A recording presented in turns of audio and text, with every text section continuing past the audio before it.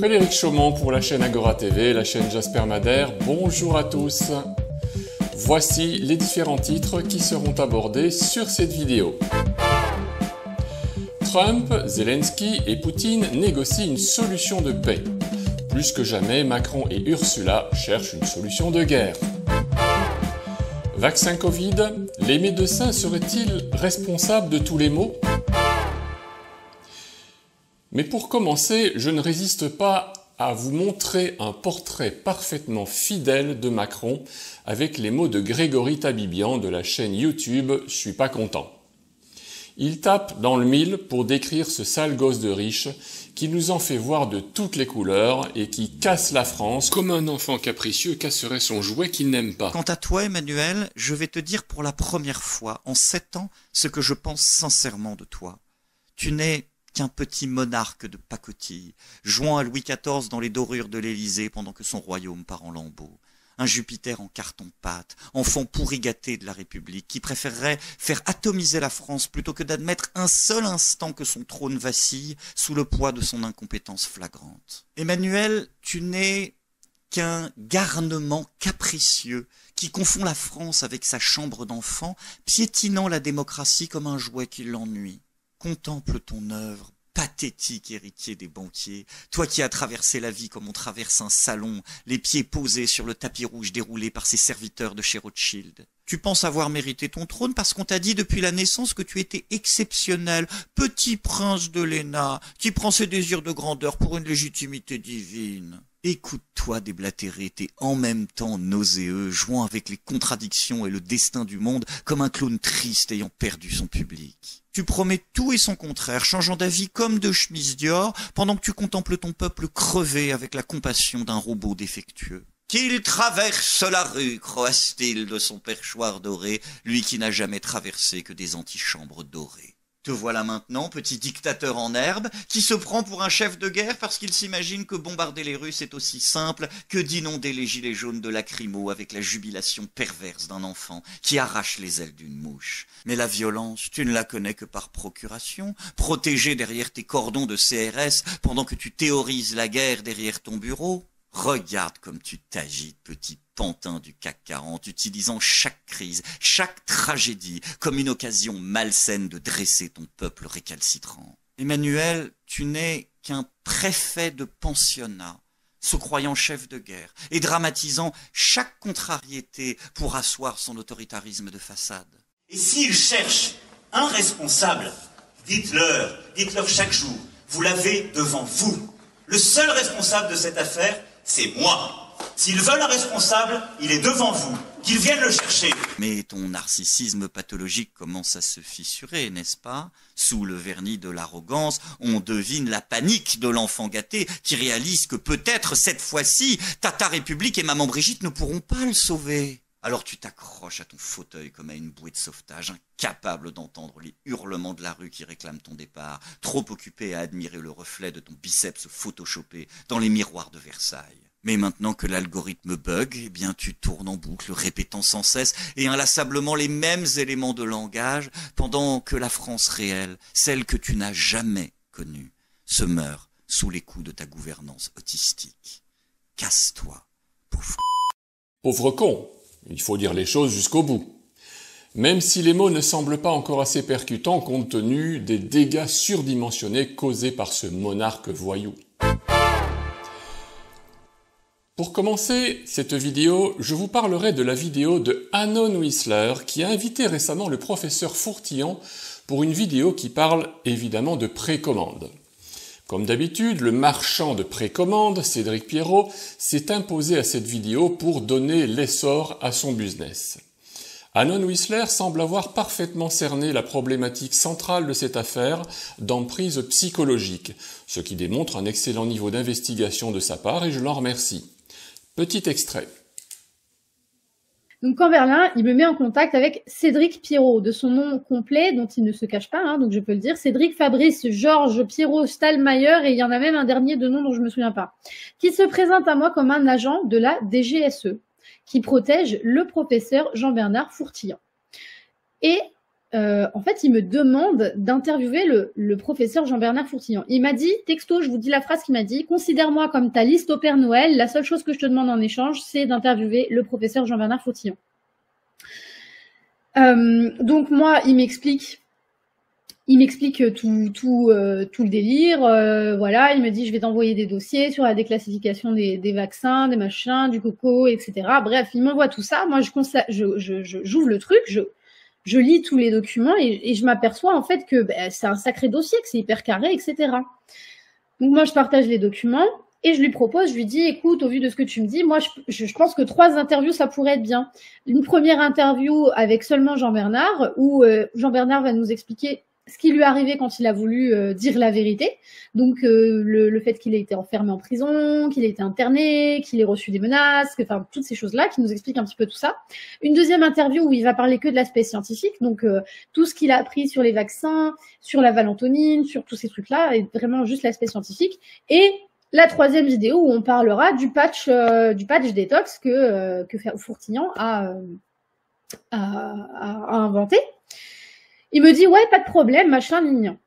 Et donc l'interview devait être seulement avec le professeur Fourtillon. Moi, je leur demande de venir 10 minutes avant pour qu'on se parle dans le studio de YouTube avant de lancer le live. Ils arrivent en retard, donc déjà je les ai pas avant. Et quand je lance le live, donc moi je lance le live, j'attends qu'ils arrivent et quand ils arrivent, ils sont 2. Et là je me dis mais attends, ils devaient être tout seuls, je comprends pas. Je comprends pas pourquoi le professeur a besoin d'un chaperon en fait.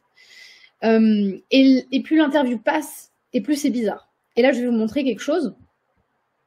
C'est que en fait, je me rends compte que Jean-Bernard Fourtillon est probablement sous emprise de ce gars-là ou sous la contrainte de ce gars-là. Parce qu'à chaque fois que je pose une question à Jean-Bernard Fourtillon, c'est le Cédric qui répond à sa place, alors qu'on parle bien de sa vie à lui, à Jean-Bernard. On ne parle pas de la vie de Cédric. Mais c'est Cédric qui répond à chaque fois. Et j'essaye tant bien que mal pendant toute l'interview de recadrer le truc et de tout le temps reposer des questions à Jean-Bernard pour lui donner la parole. Et le peu de fois où Jean-Bernard prend la parole, il tourne la tête comme ça, il regarde Cédric comme pour avoir son approbation en fait. Et là je me dis, il y a un truc qui va pas, il y a un truc chelou, il y a un truc, ça va pas du tout. Bien évidemment, je vous invite à vous connecter à la chaîne de Anon Whistler, que vous trouverez en lien sur le descriptif de cette vidéo ou sur ce QR code. Covid-19.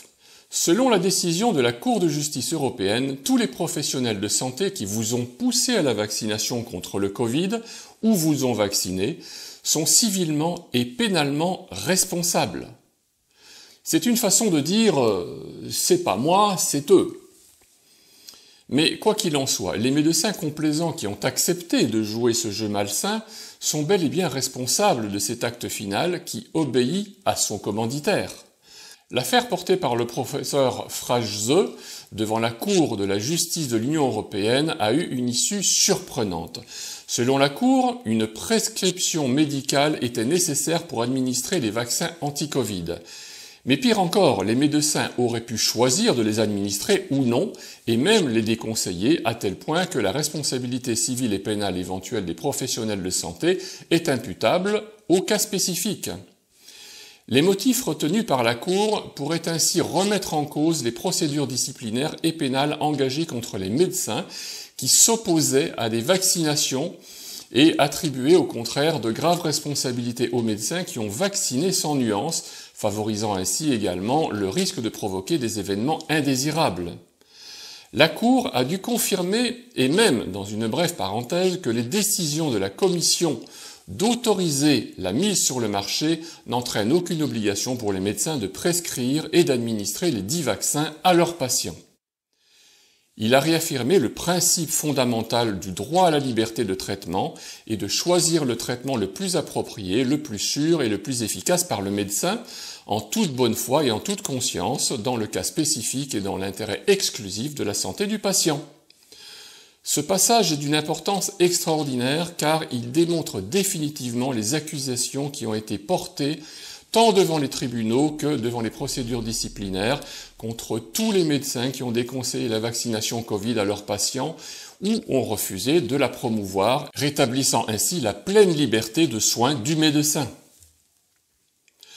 De plus, elle confirme qu'il existe une responsabilité spécifique des médecins vaccinateurs qui ont administré inversement le médicament sans évaluer adéquatement l'opportunité, les risques et la sécurité dans le cas concret spécifique du patient traité. Dans cette décision de la Cour de justice européenne, on peut deviner la crainte plus large de l'Union européenne qui commence à se sentir visée d'avoir autant misé sur ce poison et d'avoir voulu imposer en usant de chantage et de mesures coercitives si d'aventure le citoyen européen faisait le mauvais choix de refuser l'injection. Vous ne voulez pas vous laisser injecter cette soupe? Alors vous étiez automatiquement rétrogradé au rang de sous-citoyen qui pouvait perdre son emploi, qui se voyait également interdire les restaurants, les cinémas, les voyages, etc. Avec sa délicatesse habituelle, l'Union européenne va donc montrer du doigt les médecins indélicats qui sont dorénavant responsables des effets secondaires de la picouse, essayant ainsi de se dédouaner de sa propre responsabilité dans ce gigantesque génocide et en faisant des médecins de véritables boucs émissaires. Quoi qu'il en soit, si vous avez été vous-même victime de ces effets secondaires et que votre santé s'en trouve réellement affectée, vous aurez dorénavant une personne à poursuivre, c'est votre médecin. Ensuite, ce sera à la charge des médecins piqueurs qu'il conviendra de se réunir en collectif pour accuser l'Union européenne de les avoir manipulés et encourager à injecter un maximum de patients. Et là, ce sera difficile, car n'oublions pas que la plupart des médecins ont été financièrement intéressés pour chaque produit injecté, se rendant ainsi coupables de corruption et de complaisance avec ce système malfaisant. Mais ça, ce n'est plus votre problème. Il est donc grand temps pour les victimes du pseudo-vaccin de réagir en exigeant un dédommagement par voie judiciaire, en poursuivant le médecin coupable en association avec l'Union européenne. Ukraine. La Russie considérera comme un conflit armé direct le déploiement des soldats de la paix européens à Kiev. Pendant que Donald Trump négocie un accord de paix avec Vladimir Poutine et Volodymyr Zelensky, le cinglé de l'Élysée est en train de tout casser en envoyant des troupes en Ukraine pour appuyer l'offensive des Mirage 2000 français qui sont déjà en pleine action. Nous pouvons aussi mentionner au passage qu'à la faveur de la nuit du 12 au 13 mars, nos députés ont voté en catimini le vol des avoirs russes à la faveur de l'Ukraine. Moscou évoque un acte d'agression militaire. Il est absolument inacceptable pour nous que soient déployées des unités de forces armées d'autres États en Ukraine. Tout cela signifierait l'implication de ces pays dans un conflit armé direct avec notre pays, auquel nous répondrons par tous les moyens disponibles, a déclaré à la presse la porte-parole de la diplomatie russe Maria Zakharova. Moscou avait déjà exprimé à de nombreuses reprises son opposition à l'envoi de contingents militaires de pays alliés à l'Ukraine, membres de l'OTAN ou de l'Union européenne, sur le terrain comme garantie de maintien de la paix ou de sécurité pour Kiev. C'est la première fois, cependant, que la diplomatie russe prévient qu'elle considérera cela comme l'équivalent d'un acte d'agression militaire. Nous pensons que le simple fait d'évoquer de tels projets constitue une provocation flagrante qui ne vise pas à résoudre le conflit mais à entretenir des illusions malsaines et néfastes parmi les hauts responsables du régime de Kiev, a rappelé Maria Zakharova. Macron veut sa guerre coûte que coûte. Macron veut qu'il y ait des milliers de morts dans ce conflit. Finalement, Macron veut que les bombes russes tombent sur la France pour déclencher cette troisième guerre mondiale dont il rêve tant. La SNCF a même été sollicitée pour prévoir déjà le rapatriement des Français qui seront bientôt envoyés sur le front russo-ukrainien. J'ai appris à midi un truc qui m'a sidéré, c'est qu'on a demandé à la SNCF de prévoir des trains ambulances pour rapatrier du front des blessés. Voilà ce que l'on m'a dit à midi. Eh ben, on vérifie. De sources tout à fait sûres. Bon. Et on leur demande aussi de vérifier bien tout le transport, éventuellement de matériel, jusqu'à la Roumanie où on a un détachement qui est sur place avec un peu d'armement. Donc des trains d'ambulance, voilà ce qu'on demanderait, enfin ce qu'on demande. Je peux vous dire que la personne qui me l'a dit, c'est pas un rigolo de cirque. On va finir par savoir avec qui vous avez déjeuné là. Non, mais c'est comme le déjeuner. Donc si vous voulez, je sais pas que... Non, mais ils vont finir par nous emmener à la guerre surtout. Ils vont finir par nous emmener à la guerre. C'est ça qui est dingue. Le bain de sang est en préparation. Mais franchement, si les Français continuent à laisser faire ce fou furieux, nous allons à la mort. Sur ce sujet, je ne sais même plus quoi vous dire. Macron l'a déjà dit. Vous n'avez pas oublié. Jamais, dans notre République, depuis un an, il n'y a eu qui que ce soit protégé ou soustrait aux règles, aux droits de la République. Car c'est ce que nos concitoyens attendent de nous. Et s'ils cherchent un responsable, dites-leur chaque jour, vous l'avez devant vous. Le seul responsable de cette affaire, c'est moi, et moi seul. Et les valeurs qui nous ont fait, ce qui nous a conduits là, ça n'est pas la République des fusibles, ça n'est pas la République de la haine, celle où on fait trinquer un fonctionnaire ici, un collaborateur là. On ne peut pas être chef par beau temps et vouloir s'y soustraire lorsque le temps est difficile. S'ils veulent un responsable, il est devant vous, qu'ils viennent le chercher. Et ce responsable, il répond au peuple français et au peuple souverain. Et à personne. L'enfant capricieux nous défie, et il serait grand temps de le prendre au mot. Sinon, ce sera l'embrasement, inévitablement. Cela semble de plus en plus évident. Face à la position ultra-rigide de Macron et de l'Union européenne, aucune solution que la guerre n'est proposée. Et à l'heure actuelle, qui peut trouver une solution pour virer Macron et enclencher un Frexit devenu absolument vital pour éviter la guerre? Un homme ou une femme politique? Donald Trump?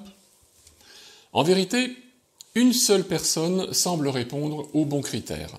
C'est Florian Philippot, du groupe politique des Patriotes.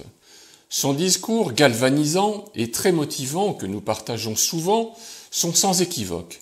Virer Macron et l'Union européenne. Super!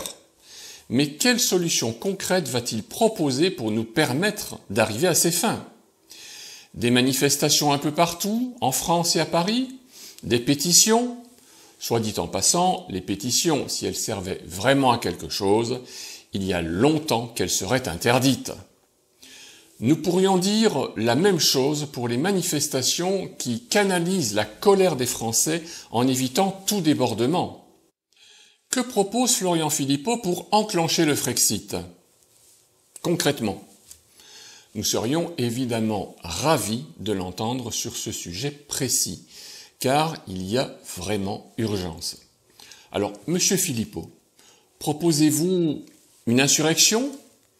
Ou alors peut-être un soulèvement général? Une convergence de tous les Français vers l'Élysée?